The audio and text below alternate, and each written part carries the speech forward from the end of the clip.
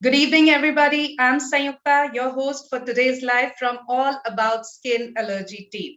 I'm sure all of you must be keeping good health. Today, we are going to discuss about our skin health with focus on urticaria or hives, which we or our near and dear ones would have encountered at some time in their lives. Urticaria is characterized by a round rash on the skin that itch a lot. It may be due to certain chemicals in food items, allergy to certain medication, insect stings, sunlight, and sometimes the cause is even unknown. As per study published in Indian Journal of Dermatology, Venereology, and Leprosy, more than one-fifth of the population suffer urticaria at one time. 60% of patients are in the age group of 20 to 40 years. Incidences are higher in older age groups.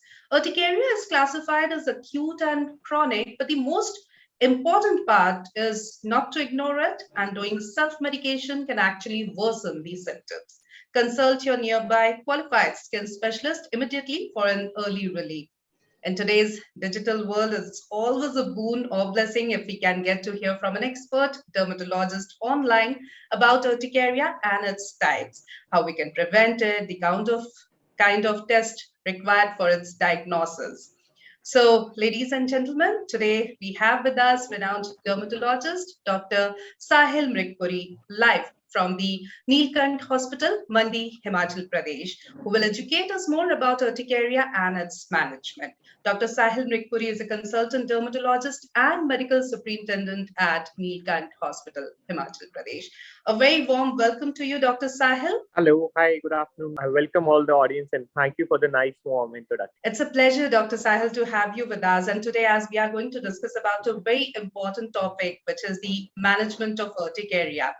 First of all, I would like to ask you, what is urticaria? Urticaria hai kya? Urticaria is a very common problem. It affects around 2% of population right now. And it is not something which is a new disease. If we go on to our old terminology, it is one of the disease like we call bath or Drafad, what has been called by our ancestors from a very long. So it is kind of a skin thing where all over your skin you see that there are certain areas which are affected by wheal. So we get certain red spots which are elevated and you get itching over these lesions and they tend to affect all of your body. Okay and many times we wonder क्योंकि जब भी हम urticaria की बात करते हैं, जैसे शुरुआत मैंने कहा कि बहुत सारी वजह है जिसके चलते अर्टिकेरिया हो सकता है. So what are the main causes of urticaria? When we come down to causes, so it depends on the type of urticaria. So it has been classified into various types. So for example, there is a chronic spontaneous urticaria, which is the most common type. So most of the factors related to chronic spontaneous urticaria are either autoimmune factors or the genetic factors. Then there are certain drugs which can cause urticaria, which is known as drug-induced urticaria.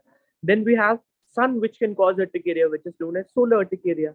Then some people, when they get contact with cold, that they get urticaria. So it is known as cold contact urticaria. So overall, we can divide the causes of urticaria into the type of urticaria. The most common we see is chronic spontaneous urticaria, which is mostly a genetic autoimmune condition, or it can be a benign condition. So mostly it depends on your diet, your lifestyle, and your genetic background. Or if you see on consider, it is a very broad spectrum, and there are so many genes which are linked up. It is just like another disease like diabetes and thyroid, where you have so many factors. So there is not a single cause. There are multiple thousands of multifactorial associations. Right. So anything or everything can cause urticaria, and n number of causes are there. Now, doctor, as you have already said, urticaria are like red rashes, etc. But we would particularly like to understand how does urticaria look like? क्योंकि होता ये है कि जब भी skin से related कोई भी एलर्जी होती है, तो हमें लाल लाल रैशेस, रेड रैशेस दिखाई देते हैं आमतौर पर. लेकिन कई बार हम ये नहीं समझ पाते कि ये जो हमें हो रहा है, हमारे स्किन पे जो हो रहा है, क्या ये अर्टिकेरिया है या कोई दूसरी तरह की स्किन एलर्जी है? तो बहुत आम भाषा में अगर हम आपसे जानना चाहें कि अर्टिकेरिया दिखता कैसे? बहुत ही सिंपल है. रेड रैश जो कि स्किन से थोड़ा सा एलिवेटेड हो, दैट इज अर्टिकेरिया. सेकेंड चीज जिससे हम पहचानते हैं कि अर्टिकेरिया आपको हर टाइम नहीं रहेगा. पेशेंट से हमेशा ये पूछते हैं कि ये बीच में चला जाता है क्या. सो अगर आपको कुछ भी एक्जिमा है, एलर्जी है, सोरियासिस है, कोई और कंडीशन है, तो वो बीच में साफ हो जाएगा. कभी साफ नहीं होगा. There will be no disease free interval in 24 hour period. But urticaria एक ऐसी प्रॉब्लम है, बीच में आएगा 2-3 घंटे प्रॉब्लम रहेगा, बिल्कुल ठीक हो जाएगा। तो इस चीज से पेशेंट्स को सबसे ज्यादा पता चल सकता है, अगर उनको कोई ऐसी एलर्जिक प्रॉब्लम है जिसमें रेड निशान बनते हैं, जहां जहां इचिंग करते हैं वहां रेड रेड रेड लाइंस पड़ जाती है, निशान पड़ जाते हैं, और 2-3 घंटे प्रॉब्लम होता है, बहुत ज्यादा इचिंग होता है, और थोड़ी देर बाद वो ठीक हो जाता है, अगले दिन फिर ऐसा होता है। तो इससे पता चलता है कि वो ओके, तो ये हम अब समझ गए हैं डॉक्टर कि अर्टिकेरिया कैसा दिखता है, और मेरे ख्याल से हमारे जो व्यूअर्स हैं ये अब ये जानने लगे हैं कि अर्टिकेरिया क्या है, कैसे हो सकता है। आगे भी हम इस पूरे सेशन के दौरान अर्टिकेरिया पर बात करेंगे। ये भी हम आपसे जानना चाहेंगे, how is urticaria serious disease, और क्या कितना सीरियस ये हो सकता है। कई बार कई ऐसे हेल्थ कंडीशंस होते हैं जो लाइफ थ्रेटनिंग हो सकते हैं। अर्टिकेरिया क्या लाइफ थ्रेटनिंग है, बहुत सीरियस है? 95-97% केसेस में लाइफ थ्रेटनिंग नहीं होता, बहुत माइल्ड रहता है। बट कभी कभी ड्रग इंड्यूस्ड अर्टिकेरिया या अर्टिकेरिया कई बार एसोसिएट होता है एंजियोएडिमा के साथ। एंजियोएडिमा ऐसा है जिसमें अर्टिकेरिया के साथ आपकी साथ सोजिश आएगी। हम हमेशा अर्टिकेरिया के पेशेंट को पूछते हैं कि आपके होंठों के पास या आंखों के पास सोजिश तो नहीं आती। अगर सोजिश आ रही है तो वो एंजियोएडिमा में जा सकता है। तो जब ये एंजियोएडिमा में जाएगा तब क्या होगा कि आपके होंठों आंखों में सोजिश आने के साथ सांस की नलियों में भी सोजिश आ सकती है, तब वो कभी कभी लाइफ थ्रेटनिंग हो सकता है। अर्टिकेरिया पर से लाइफ थ्रेटनिंग नहीं है, बट अर्टिकेरिया अगर एसोसिएटेड हो जाए एंजियोएडिमा के साथ तब वो लाइफ थ्रेटनिंग हो कई बार देखने में मिलता सकती है। है चांसेस फेस काफी पे रेयर है। स्वेलिंग आ जाती है, आंखों में, लिप्स पे स्वेलिंग आ जाती है, तो अगर ये एग्जैक्टली सिम्टम्स जब हैं तो ऐसे थोड़ा सीरियस सिम्टम होना लग रहा है तब हमें पेशेंट को हमेशा बताना पड़ता है कि कुछ दवाइयां हैं जो आपको अपने पर्स में हमेशा रखना है। जिनका अर्टिकेरिया साथ में एंजियोडीमा के साथ एसोसिएटेड है, उनको कुछ दवाइयां हैं जो कि लाइफ सेविंग है, उनके लिए अपने पर्स में जहां भी जाते हैं ट्रैवल करते हैं अपने पास हमेशा रखें। बिल्कुल। और अदरवाइज, क्योंकि जिस तरह से हम बात कर रहे हैं कि अर्टिकेरिया रेड रैशेस होते हैं, थोड़े से एलिवेटेड होते हैं और ये आते जाते रहते हैं, एक तरह से हम कह सकते हैं बहुत आम भाषा में। इससे लग रहा है कि आपने बताया कि बहुत कम केसेस में वो लाइफ थ्रेटनिंग हो सकता है या बहुत सीरियस हो सकता है। अदरवाइज यही उसके पैटर्न रहते हैं, यही उसके सिम्पटम्स होते हैं कि वो बहुत ज्यादा इच करता है। तो कहीं न कहीं जो हमारी लाइफ है, क्वालिटी ऑफ लाइफ है, वो ज़रूर हैम्पर करता है। इस पर भी हम आगे बात करेंगे, लेकिन एक और चीज़, इनिशियली मैंने कहा कि हम 2 तरह से बाइफरकेट कर सकते हैं अर्टिकेरिया को, एक्यूट एंड क्रॉनिक। तो एक्यूट अर्टिकेरिया क्या है, वो कब क्रॉनिक हो जाता है, इसके बारे में भी जानना चाहेंगे। Acute urticaria is any urticaria which happens for less than period of 6 weeks. Okay. Acute urticaria mostly बच्चों में काफी कॉमनली देखा जाता है, या जब भी कोई कॉज बने, या कि मतलब किसी को किसी दवाई से हो गया, किसी कारण से हो गया, तब मोस्टली वो एक्यूट अर्टिकेरिया होता है। कि किसी इन्फेक्शन के बाद हो जाए, वायरल इन्फेक्शन के बाद, जैसे काफी कॉमन है, ड्रग्स के बाद काफी कॉमन है, बच्चों में काफी कॉमन है। क्रॉनिक अर्टिकेरिया एक तरह की डायबिटीज और आपका बीपी की तरह की प्रॉब्लम है, जिसकी काफी लंबा चलने वाली है। उसका ट्रीटमेंट भी शुगर और बीपी की तरह ही चलता है, जो कि काफी सालों, काफी महीनों या काफी साल चलता है। ये पेशेंट्स के लिए समझना जरूरी है। बिल्कुल, और जैसा कि आपने कहा कि बिल्कुल बीपी या शुगर के मरीज के जैसा लाइफ लॉन्ग या बहुत लंबे वक़्त तक क्रोनिक अर्टिकेरिया के केस में दवाइयाँ चलती हैं। कई बार जो पेशेंट है, आई एम श्योर आप कई ऐसे पेशेंट से मिले होंगे जो बहुत फेड अप हो जाते हैं, बहुत फ्रस्ट्रेटेड हो जाते हैं, उनको लगता है कि कब ये पूरी तरीके से जाएगा। तो क्या एज़ अ डॉक्टर आप कह पाते हैं कि नहीं-नहीं ये जाएगा ज़रूर एक दिन पूरी तरह से, इट विल गो अवे मैं अपने ये हर पेशेंट कंप्लीट? को सबसे पहले यही समझाता हूँ कि देखिए, जैसे आप बीपी की और शुगर की दवाई अगर आपके घर में किसी को है, वो समझ के खाते हैं, उसको खाते रहेंगे तो आपकी बॉडी बिल्कुल स्वस्थ रहेगी। अगर दवाई को आप छोड़ेंगे बार-बार, क्योंकि अर्टिकेरिया में हमेशा ये रहता है, पेशेंट सोचता है कि अब शायद ये ठीक हो गया, अब छोड़ के देखूँ, अब छोड़ के देखूँ। हुँ, हुँ। अगर आपका दवाई छूटना होगा, तो वो हम फैसला करेंगे उसका, आपको खुद उसका डिसीजन नहीं लेना है। बहुत राइट। तरीका है जिससे ड्रग को टेपर ऑफ किया जाता है। मान के चलो, अगर आपकी डोज़ अभी 10 चल रही है, तो हम उससे पहले 5 करते हैं, फिर 2.5 करते हैं, फिर 1-1 दिन छोड़ के करते हैं, हफ्ते में 1 दिन करते हैं।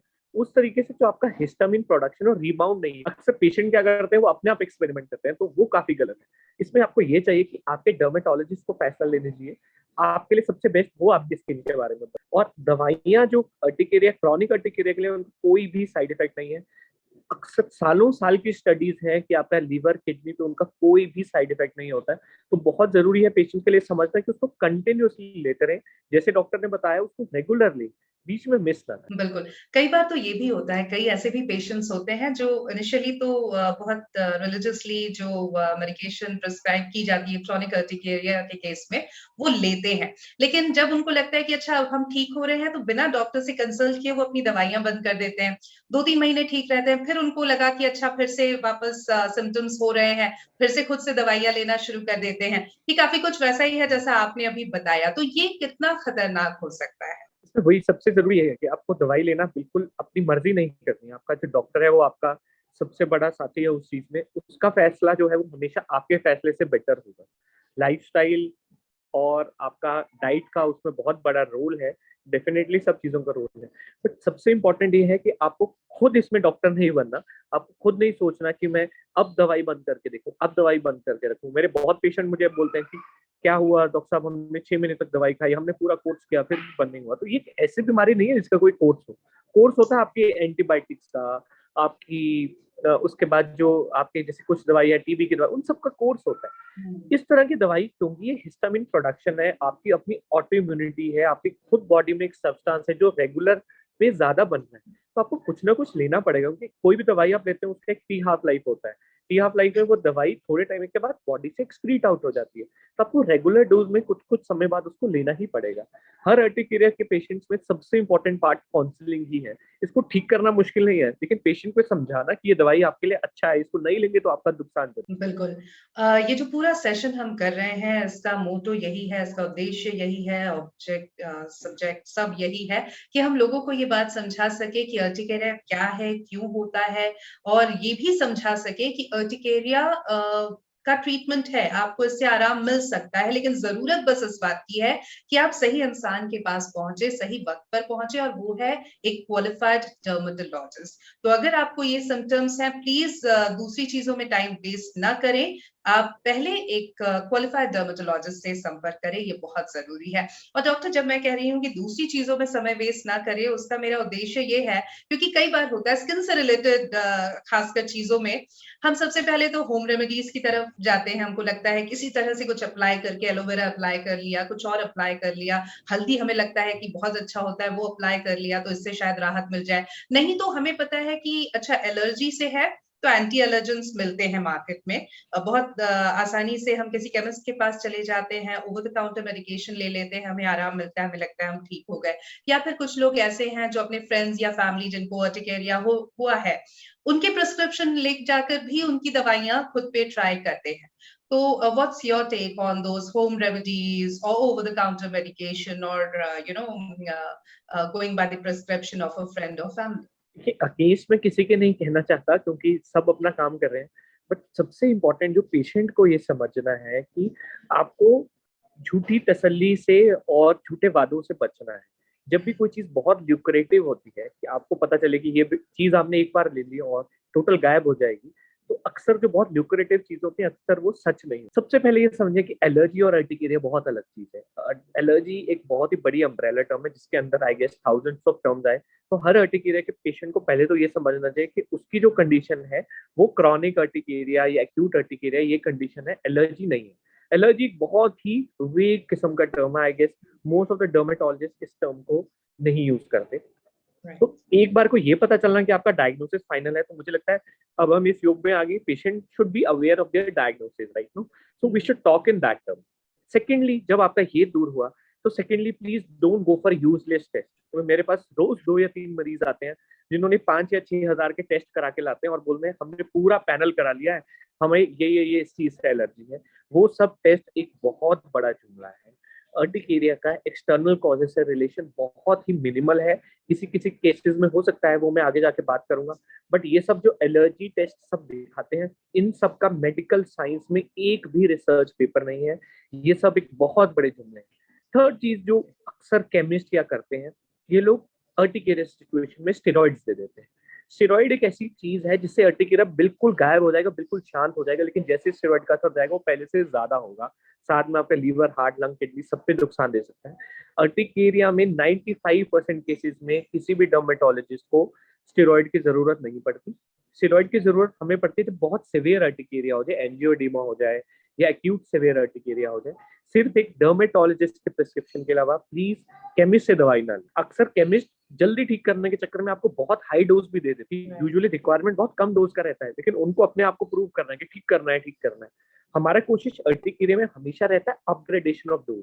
हम एक बहुत सी लो डोज से शुरू करते हैं, पेशेंट को उससे आराम नहीं मिला, कोई बात नहीं, थोड़ा सा और बढ़ा देंगे, थोड़ा सा और बढ़ा देंगे, जिस लेवल पे सेट आए बस उस लेवल को मेंटेन करते हैं minimum. So please don't think कि अगर आपने किसी के पास आप गए और उसने आपकी वो प्रॉब्लम एक बार ठीक कर दी तो उसने वो बहुत अच्छा काम कर दिया। ये पेशेंट के लिए समझना बहुत जरूरी है कि जिस चीजों में धीरे धीरे और स्लो आराम होता है, अक्सर वही चीजें जिंदगी में ज्यादा फायदे। बिल्कुल, slow and steady wins the race. तो इसलिए बहुत ज़रूरी है कि हम शॉर्टकट के चक्कर में ना पड़ें और हम एक क्वालिफाइड डर्मेटोलॉजिस्ट के पास जाएँ। उन्होंने इतनी लंबी पढ़ाई की है सिर्फ़ इसलिए कि वो हमारी स्किन को समझ सके, और इसके लिए ज़रूरी है कि हम सही पर्सन के पास जाएँ। तो कई बार होता है कि हम होम रेमेडीज़ में, या आजकल इन्फ्लुएंसर्स बहुत सारे सोशल मीडिया पे होते हैं, उन्होंने कुछ कहा तो वो प्रोडक्ट्स ले आए, वो ट्राई करने लगे, या केमिस्ट से जाके बोला कि भैया कुछ ये हो रहा है, रैशेज़ हो रहे हैं, कुछ दे दीजिए। इन सब में हम बहुत ज़्यादा अपना वक़्त ज़ाया करते हैं, अपनी एनर्जी ज़ाया करते हैं, पैसे ज़ाया करते हैं, और हमारी कंडीशन बद से बदतर ही होती जाती है। तो ये सब हम बचा सकते हैं अगर हम सही समय पर एक अच्छे डर्मेटोलॉजिस्ट के पास जाएँ। व्यूअर्स, इस सेशन को करने का हमारा जो मेन मोटो है वो यही है कि आप समझें कि अर्टिकेरिया है क्या, कैसे होता है, कैसा इसका ट्रीटमेंट हो सकता है, और सही वक़्त पर हमें क्या करना है, क्या डिसीज़न लेना है।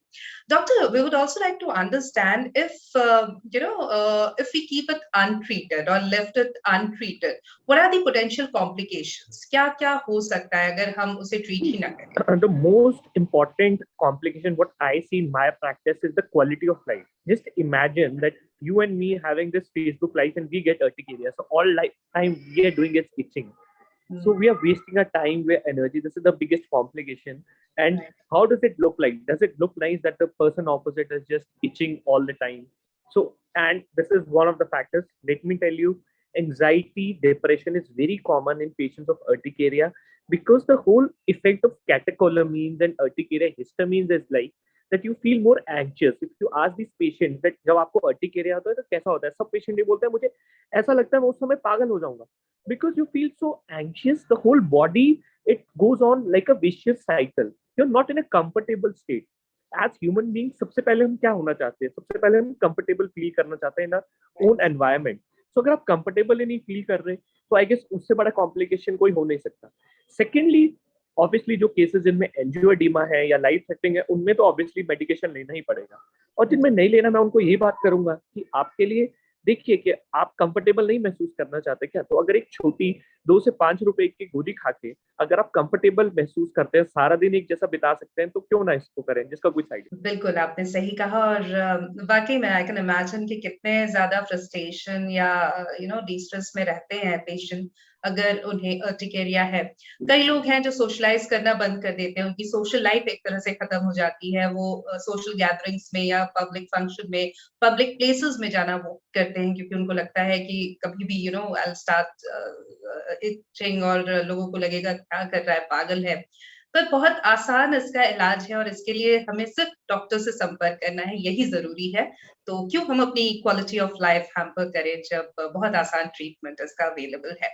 Now, as we can very well imagine, doctor, that urticaria can cause a lot of stress and depression, as you said.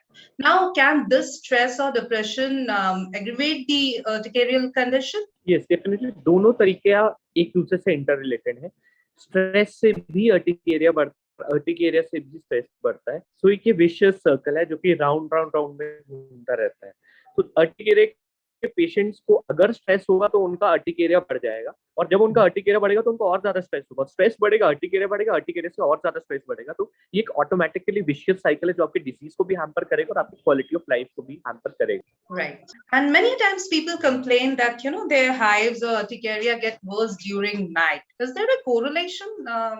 Exactly. So, if we talk about medical terms, so there are 3-4 explanations for this.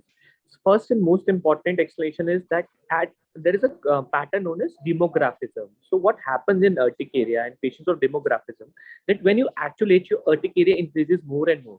So in the evening time, we are literally free. We are not working. We are not busy in the environment. We start itching a little, and it goes on viciously more and more and more. This is one of the. Then there are certain people who are atopic. So they come from work in the evening. They change their clothes.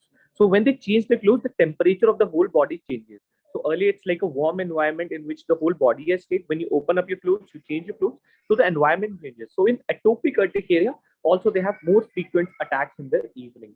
So mainly it is because of these factors. One is like the changing of the environment, and second is that you tend to be a little bit more free in the evening, so you itch, and more you scratch, the more urticaria. Right, because mostly we are preoccupied during the day. रात में ही शायद उस तरह से ज्यादा वक्त भी हमें मिलता है. And many people again they complain that the urticaria makes them very tired or fatigued. तो क्या इस तरह से थकान भी होती है urticaria की वजह से? मोस्टली अर्टिकेरिया में पर से थकान नहीं होती, बट बहुत से पुरानी दवाइयां थी जो कि एंटीहिस्टामिनिक्स थे पेशेंट्स को, तो पुराने जमाने में एंटीहिस्टामिनिक्स जो कि सेडेटिव होते थे बहुत ज्यादा दिए जाते, तो अक्सर इस वजह से ये मिसनोमर आ जाता है कि अर्टिकेरिया की वजह से थकान होती है. थकान अक्सर अर्टिकेरिया को ठीक करने वाली दवाइयों की वजह से ज्यादा. ओके. एंड डॉक्टर, इनिशियली जब हम कॉजेस पर बात कर रहे थे तो बहुत सारे कॉजेस हैं, लेकिन एक कॉज डेफिनेटली एलर्जी भी है, और फूड आइटम से लोगों को बहुत एलर्जी होती है, मेडिकेशन से भी होती है. फूड एलर्जीज में कई लोग हैं जिनको पता होता है कि किसी को अंडे से एलर्जी है, किसी को से नट्स से एलर्जी है, या सी फूड से एलर्जी है, किसी फूड आइटम से पर्टिकुलर एलर्जी है, तो वो अपने आप को काफी उन चीजों को अवॉइड करते हैं. फिर एक कैटेगरी होती है जहां उन्हें अभी तक तो किसी तरह की एलर्जी नहीं हुई थी, अचानक से वन डे दे डिस्कवर कि अच्छा मैं 3-4 बार से एग में भी आई एम कंज्यूमिंग, और जब जब मैं ऐसा कर रही हूँ तब मैं देख रही हूँ कि अर्टिकेरियल कंडीशन हो रहा है, डेवलप हो रहा है अर्टिकेरिया. फिर एक कैटेगरी वो भी होती है जिनको कोई प्रॉब्लम नहीं है या फूड एलर्जी शायद नहीं है, बट दे नो कि अच्छा एक ऐसा एक ब्लैंकेट लिस्ट है, these are the food items that can make people more allergic, so they stop having those items from their thali completely.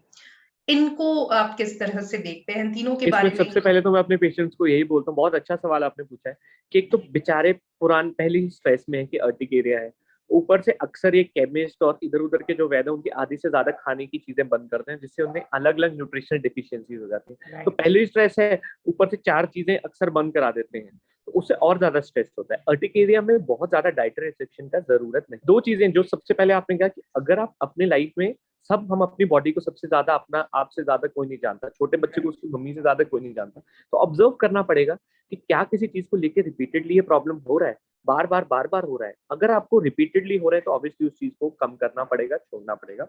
वो चीज बहुत ही वेरिएबल हो सकती है. एटोपिक्स में कुछ पीनट्स हो सकते हैं, एग्स हो सकते हैं, सी फूड्स हो सकते हैं. कॉमन चीजें जिनको आम लोगों को सबको नहीं बोल रहा, लेकिन जिनको अर्टिकेरिया है, कुछ कॉमन सोर्सेज जरूर हैं, जैसे कि जिन भी चीजों में आर्टिफिशियल फ्लेवर्स होते हैं. आइसक्रीम खाते हैं, चॉकलेट्स खाते हैं, वेनिला आइसक्रीम है उसमें वेनिला नहीं है, स्ट्रॉबेरी में स्ट्रॉबेरी नहीं है, उसका एक फ्लेवर है. तो जिनमें भी आर्टिफिशियल फ्लेवर्स है उनको जरूर हमें कम करना है. सेकेंड, जिन भी चीजों में प्रिजर्वेटिव्स है, जैसे कि कोल्ड ड्रिंक्स हो गए, चिप्स हो गए, कुरकुरे हो गए, आपका जितना भी पैक्ड आइटम्स ऑफ फूड है उनमें आपको इसको अवॉइड करना है. थर्ड, सबसे इंपॉर्टेंट, जिन भी चीजों में आर्टिफिशियल कलर्स, जैसे कि हम शादी ब्याह में जाते हैं, रेस्टोरेंट में जाते हैं, तो अक्सर देखते हैं खाने का कलर कुछ आपको ऑरेंज नजर आएगा. रेस्टोरेंट में आप कोई भी खाना मंगाएं कुछ ऑरेंज टिंज आता है, वो क्यों आता है? क्योंकि आर्टिफिशियल कलर्स डालते हैं. साइंटिफिकली प्रूव्ड है कि इन 3 चीजों से तो डेफिनेटली जिनको अर्टिकेरिया होता है ये बढ़ता है. बाकी सब चीजों के लिए बहुत ज्यादा पर्सनल एस्पेक्ट है, किसी का बढ़ भी सकता है, किसी का नहीं भी बढ़ सकता, तो वो उनको जांच किया आएगा. बट ये 3 चीजें तो डेफिनेटली साइंटिफिकली प्रूव्ड है. आर्टिफिशियल फ्लेवर्स, आर्टिफिशियल कलर्स, इनको डेफिनेटली आपको अवॉइड. बिल्कुल. और एक और चीज जिसपे आपने भी पहले बात की है, एक और बार उसका जिक्र मैं करना चाहूंगी. अगेन जो टेस्ट आजकल बहुत ट्रेंड में है एक तरह से, और होता ये है कि हम पहले डॉक्टर के पास नहीं जाते, हम पहले लैब में जाते हैं और कहते हैं कि हमारा एक एलर्जी टेस्ट कर दो. टेस्ट होता है, फिर हमें पता चलता है कि हम 30 फूड आइटम्स से हमें एलर्जी है, तो उन 30 फूड आइटम्स को हम अपने खाने पीने की चीजों में से अलग कर देते हैं. As you very correctly said कि उससे हमें न्यूट्रिशनल डेफिशिएंसी तो हो ही रही है. फिर हम डॉक्टर के पास जाते हैं कि देखिए हमने अपना एलर्जी टेस्ट करा लिया है और हमने ये 30 आइटम्स ओमिट कर दिए अपने थाली में से, फिर भी अर्टिकेरिया हो रहा है. ये मैं बार-बार इस बात पे, हालांकि आपने भी इसका जिक्र पहले किया, लेकिन अभी इस बात को फिर से इसलिए कर रही हूँ क्योंकि कई सारे हमारे व्यूअर्स हैं जो इस तरह के सवाल पूछते हैं कि हमने तो एलर्जी टेस्ट कराया था, वो अवॉइड कर रहे हैं, लेकिन फिर भी हमें अर्टिकेरिया हो रहा है. तो ये समझना बहुत ज़रूरी है कि क्या वो टेस्ट आपको डॉक्टर ने करने को बोला है या जो आपको डॉक्टर कह रहे हैं टेस्ट करने को, वो ज़्यादा ज़रूरी है बनिस्बत इसके कि आप खुद से टेस्ट कराएँ और ये टेस्ट काफ़ी महँगे भी होते हैं। तो again they are going to be really मेरा तो हेवी। ये रिकमेंडेशन सबसे रहेगा, प्लीज अपने आप पे कोई टेस्ट बिल्कुल ना कराइए। अगर बहुत ही ज्यादा किसी को कोई बहुत ही ज्यादा एक्टिव है तो प्लीज अपना थायराइड करा सकते हैं। उससे ज्यादा कोई अर्टिकेरिया के पेशेंट को बहुत ज्यादा टेस्ट कराने की जरूरत नहीं है। आप अक्सर टेस्ट करा के ज्यादा ही कंफ्यूज होंगे। हाँ, आपके डॉक्टर जरूर बहुत सारे टेस्ट रिकमेंड करता है। मैं बहुत सारे पेशेंट्स ऑफ अर्टिकेरिया में टेस्ट कराता हूँ, लेकिन उसका कुछ अलग अलग रीजन है। कुछ टेस्ट जैसे शायद व्यूअर्स के इतना हाई नहीं समझना चाहेंगे, लेकिन मैं फिर भी बताना चाहूंगा कि देखिए, जो कॉमन हम करते हैं सीबीसी एओसिनोफिल काउंट हम ऑब्जर्व करते हैं डिजीज एक्टिविटी को मॉनिटर करने के लिए। साथ में आईजी लेवल्स हम करते हैं, जबकि एटोपी साथ में एसोसिएटेड हो। हर पेशेंट में नहीं करते, हम कुछ सिम्टम्स पूछते हैं कि अगर उसमें ऐसा नजला जुकाम जैसे सिम्टम्स है, स्किन खुश्क रहती है, तो हम अक्सर आईजी करते हैं, उससे भी हमें डिजीज का पता चलता है। थायराइड एक तरह का आप ये बोल सकते हैं कि अगर अर्टिकेरिया सीता है तो थायराइड गीता है, उसकी छोटी बहन है। तो जितने भी अर्टिकेरिया के पेशेंट है, रूटीन चेकअप हम थायराइड का सबका करते हैं। एंटी टीपीओ बहुत से पेशेंट्स में हाई आता है। तो ये थायराइड एक फिर भी एक ऐसा टेस्ट है जो काफी लोग स्क्रीनिंग में करा सकते हैं। उसके अलावा बड़े सारे टेस्ट, ऐसा नहीं टेस्ट नहीं है, बट वो टेस्ट जो है वो डर्मेटोलॉजिस्ट आपको बताता है तब करवाइए, जैसे एएसपीटी है, एपीटीटी है। उन सब चीजों से हम डिजीज की एक्टिविटी को मॉनिटर करते हैं। ये पता लगाते हैं कि आपकी डोज अब हम कम कर दें, उसको बढ़ाएं, उसको कितना टाइम डोज को चलाएं, उन सब चीजों के लिए बहुत जरूरी है। लेकिन अक्सर लोगों का ये एक्सपेक्टेशन नहीं है कि इस वजह से टेस्ट कराना है। उनको लगता है इस टेस्ट को करा के हमें कुछ जादुई पता चल जाएगा, इस चीज से हम हो रहा है, उस चीज को हम बंद कर देंगे। ये एक बहुत तरह का जुमला है जो कभी भी पास नहीं होने वाला। और अक्सर वो एलर्जी टेस्ट कराते हैं, मैं नाम नहीं लेना चाहता, अक्सर न्यूज़पेपर में भी ऐड आता है। सब लोग इतना पैसा खराब करते हैं, और एक भी, मैं बोलता हूँ पूरे इंडिया में एक भी ऐसा डर्मेटोलॉजिस्ट वेल क्वालिफाइड नहीं होगा जो कि उस टेस्ट को अप्रूव करेगा। तो उस तरह के टेस्ट आई गेस बिल्कुल बैन हो जाना चाहिए और बिल्कुल अलाउ ही नहीं होना चाहिए। अक्सर पता नहीं हजारों पेशेंट अपना समय, अपना टाइम और अपना पैसा बर्बाद करते हैं उन सब टेस्ट में। बिल्कुल। कुछ हमारे व्यूअर्स के सवाल भी मैं ले लेती हूँ। इशिता झा है, पूछ रही हैं, sir what infections can cause urticaria? बहुत अच्छा सवाल है। सबसे कॉमन तो हमारे पीछे जैसे कोविड था, कोविड में अर्टिकेरिया बहुत कॉमन बना।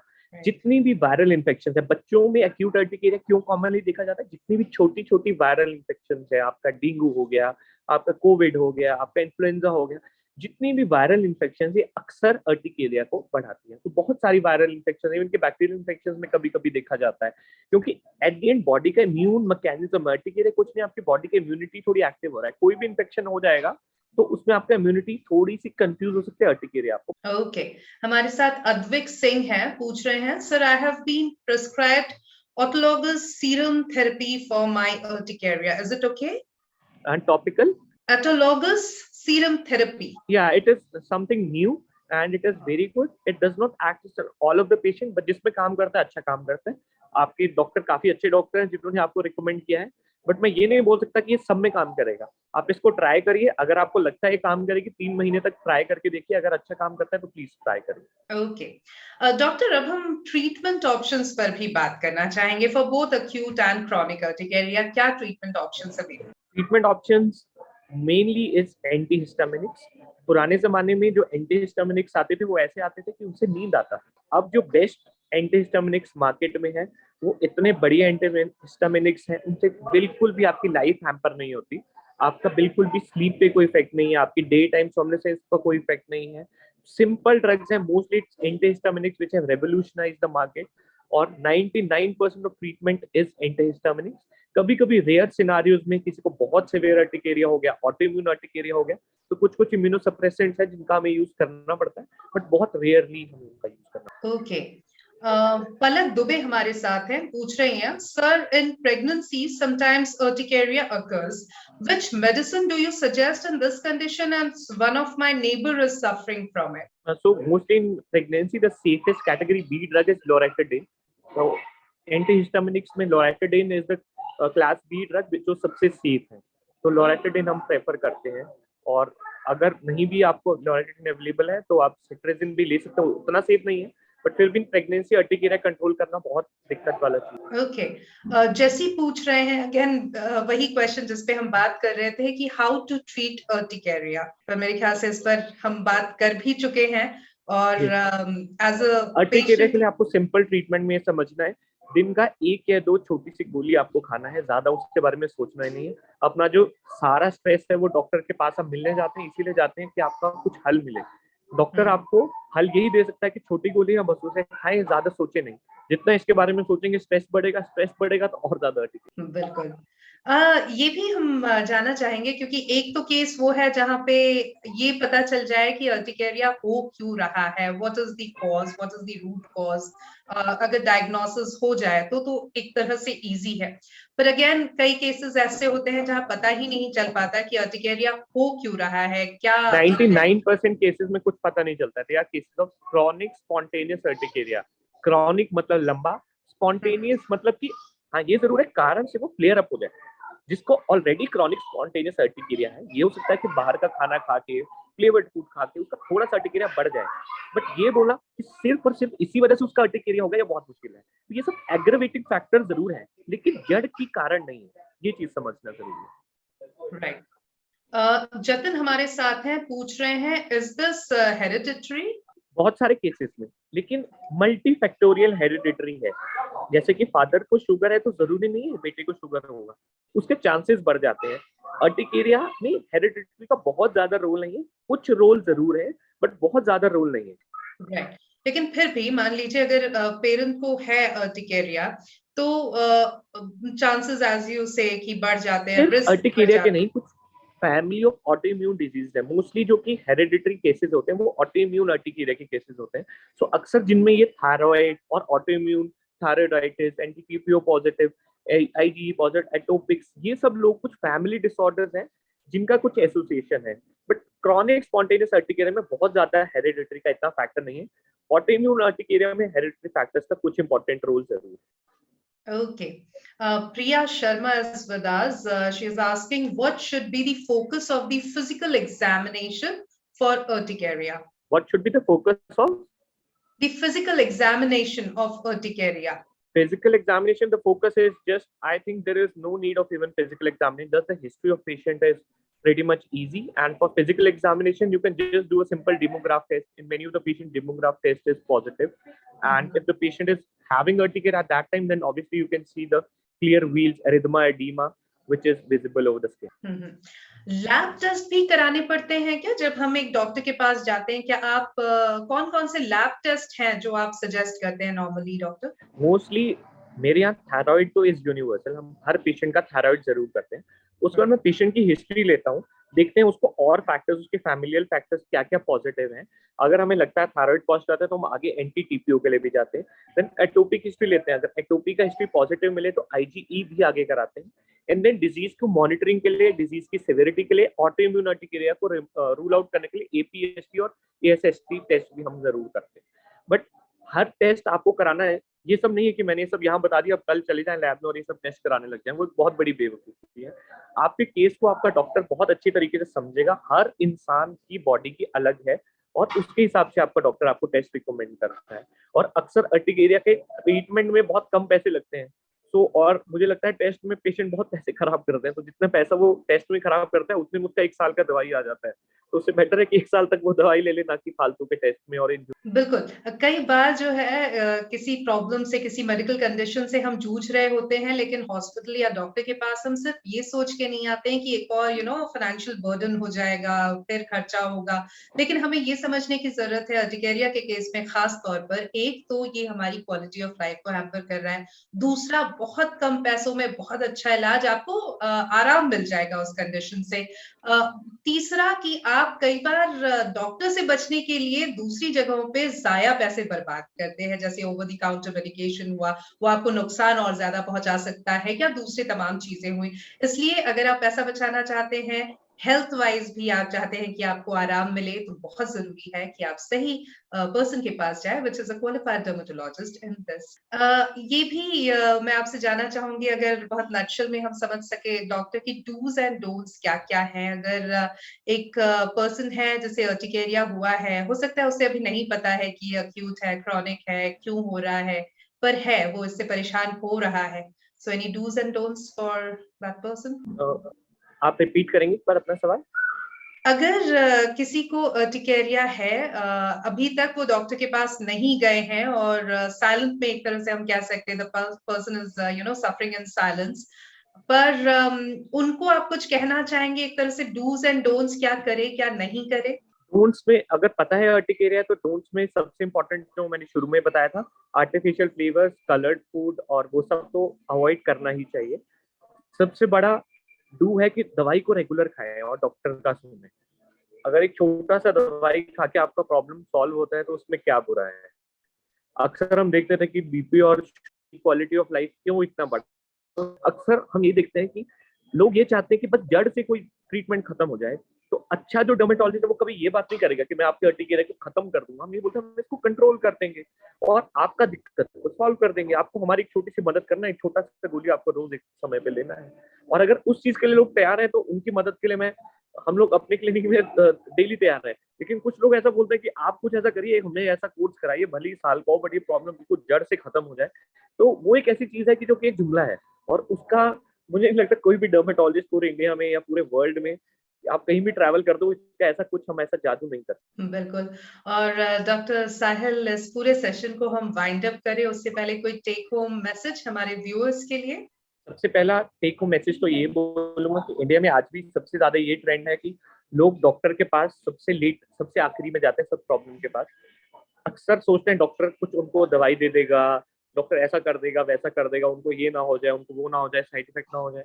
मेरे अकॉर्डिंगली जो डॉक्टर है उससे बढ़िया गाइड आपकी दुनिया में अर्टिकेरिया के लिए, किसी भी स्किन एलर्जी के लिए नहीं हो सकता।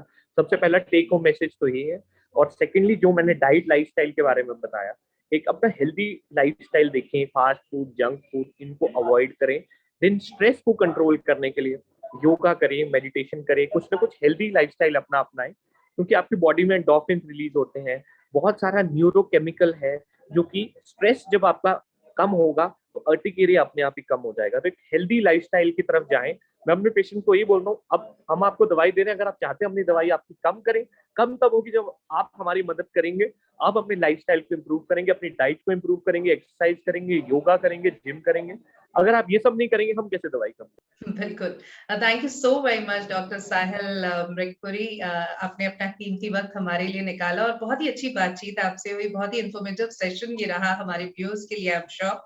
एंड मुझे पूरी उम्मीद है कि जो इन्फॉर्मेशन आपने दी है उसका इस्तेमाल अब हम सब, एक तो हम खुद अपने आप को प्रिवेंट कर सके इस कंडीशन से, इसके लिए करेंगे। साथ ही साथ अगर हम अपने आसपास अपने नियर एंड डियर वंस को भी देख रहे हैं कि वो अर्टिकेरिया से जूझ रहे हैं या they are suffering in silence, at least we can help them now as well.